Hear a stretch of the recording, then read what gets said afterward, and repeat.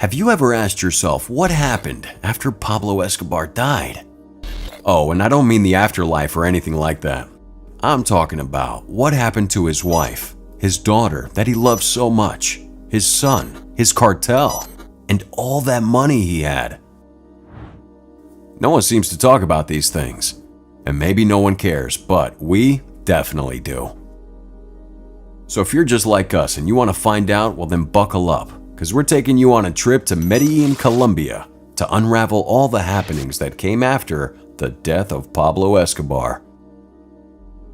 Arguably the wealthiest drug lord to ever walk the earth.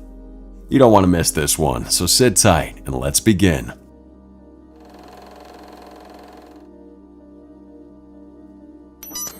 The day was December 2nd, 1993, and the entire Colombian army was in search of Pablo Escobar. No, that's wrong. Half of Colombia was searching for him. I'm talking about rival cartels, a special force of lethal mercenaries called Los Pepes, and even his own family. They were all diving into the deepest and dirtiest corners of Medellin, looking for Pablo Escobar. Okay, pause. You're probably wondering, what the heck did I just say? Well, what I just described for you was the final hour or maybe even 30 minutes before Escobar died. He went into hiding after the Colombian government announced their plan to move him into a standard prison facility. But Pablo, being the stubborn and egotistical man he was, didn't want to go. At this point, the Colombian government and a group of paramilitary who weren't scared to cross the lines of morality and legality just the way Pablo had done, began a nationwide manhunt for him. Now, back to my story. Pablo, for the first time in his life, was celebrating his birthday outside the usual tradition of partying with his family. He needed to speak to his family real bad. He decided to risk it all and put a call through to his son. The Colombian government was able to intercept that call and pin it to a cell tower close to his location. Immediately, they locked on the hideout. They sent the convoy of armed military men with one instruction: shoot Escobar on sight. Pablo Escobar knew that he had probably made the biggest mistake of his life. He tried escaping through the roof of his hideout, but it was too late. The entire building was roaming with soldiers within minutes. That, my friends, was how Pablo Escobar was found and eventually killed on a rooftop like a rat, with his most trusted bodyguard, El Limon.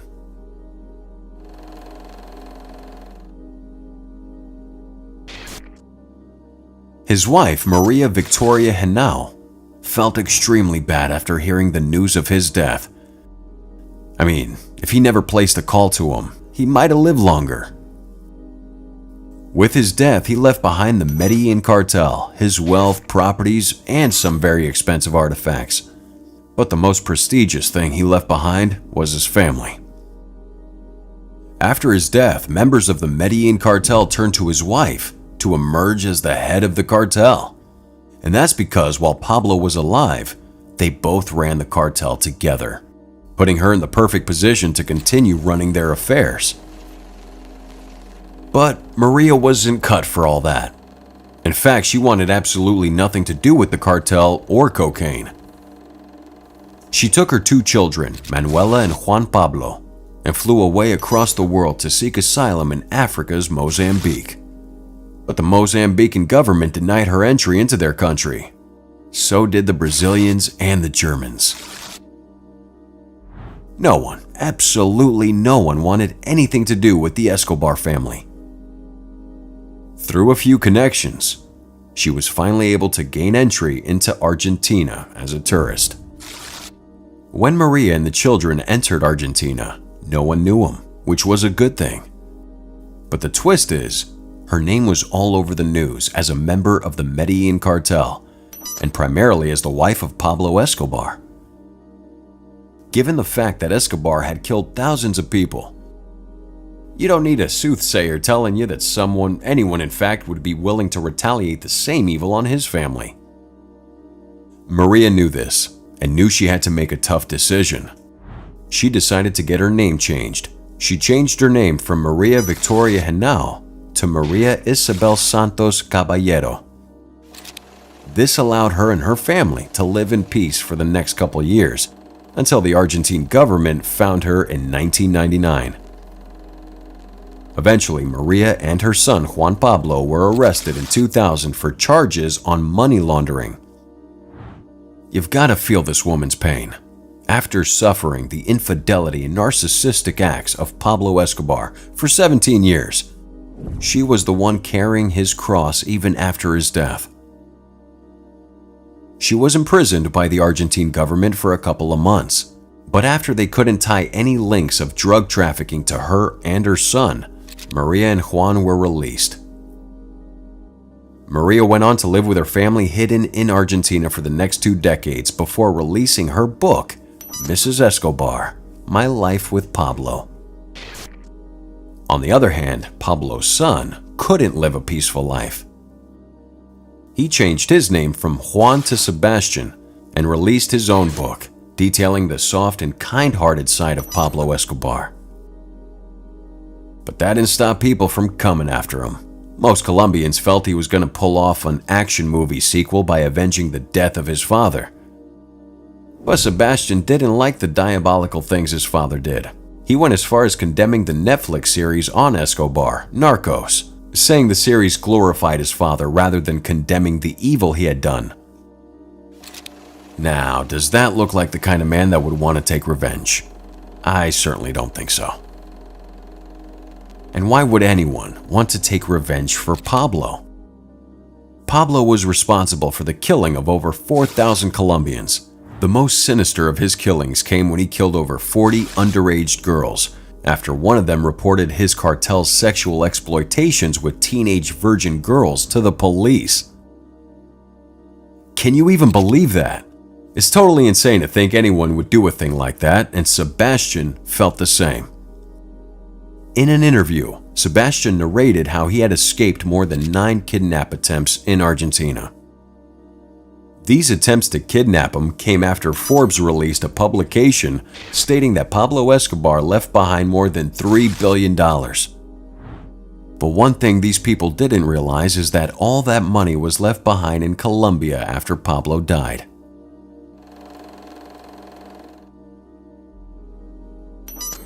That's right, Pablo's $10 billion mansion. The luxurious prison he built for himself, called La Catedral, and several other properties he owned were all left rotten in Medellin after his family fled the country. He had billions of dollars he couldn't take to deposit at the bank, so he did a different approach to store that money. I'm talking about stuffing millions inside his furniture, burying it underground, and just putting them in places that I bet Pablo himself couldn't even remember. But hey, that's what happens when you're the wealthiest drug dealer on the earth. In his prime, Pablo was responsible for 80% of the cocaine in America. He even went as far as burning a whopping $2 million when his daughter was feeling cold because they had no logs for the fire. Man, just imagine to have that kind of money.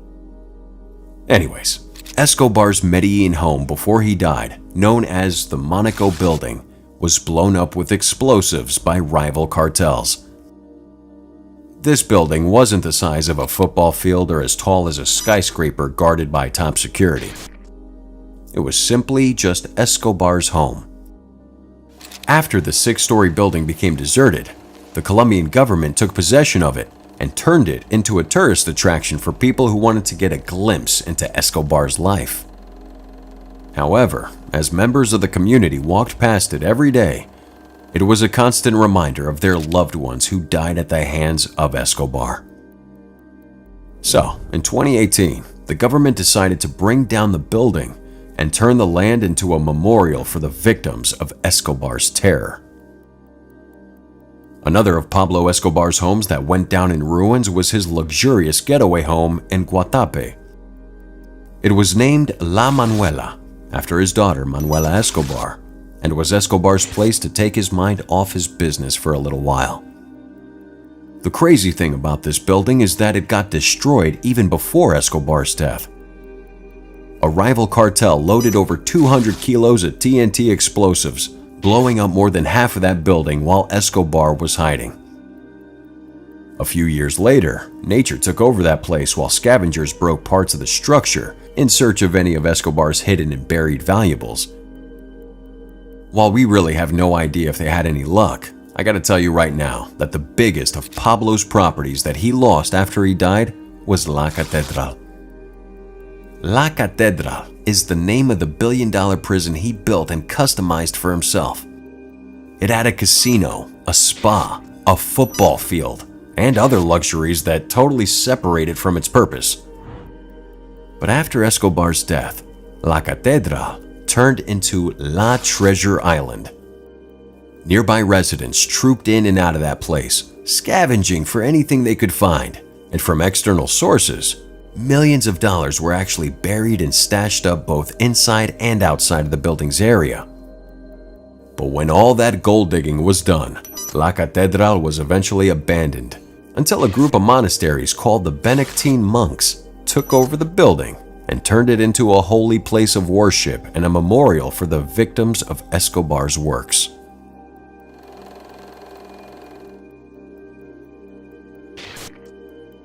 Now, the big question you probably have on your mind is, what happened to his cartel? The Medellin cartel? Well, once the king and queen were gone, the entire cartel fell apart. Most of the members were imprisoned, while others were killed in cold blood.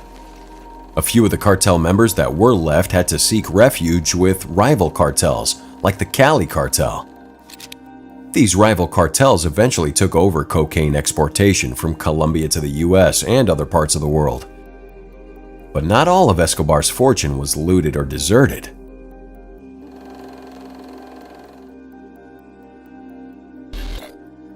Before he died, he built schools, hospitals, shelter homes, and other commercial infrastructure for the people of Medellin, while he slaughtered anyone who dared to stand up against him or challenge his authority. And that made his life somewhat paradoxical. On one hand, he was seen as a hero. On the other, he was seen as the devil dressed in Prada. Now, my question to you is, can the actions of Pablo Escobar be justified, or is he the devil everyone says he is? We have to know your thoughts in the comments down below. Now, the video showing on your screen right here is just as good as this one. You might want to check that out. I'll see you there.